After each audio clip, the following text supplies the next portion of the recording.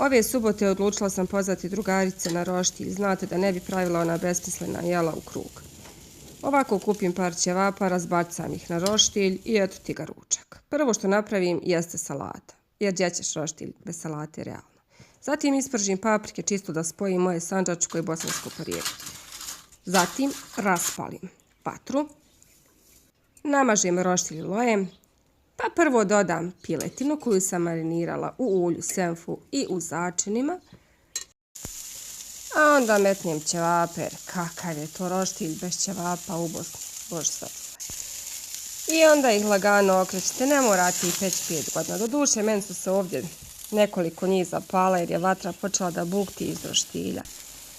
Onda dodate ove divne plus predivne somune, bez kojih ja roštilj realno ne računam, jer ja više volim hljeb nego ovu meso. Dakle, kad je somun upio i miris i ukus, lagano okrenite i piletinu. Dakle, kad piletina odozgo pobijeli, vi lijepo okrenite i ona je gotova još par sekundi. I kad su gotovi somuni i cijeli roštilj, redajte red somuna, red piletine, red ćevapa, red kobasica i to je to. Prijatno!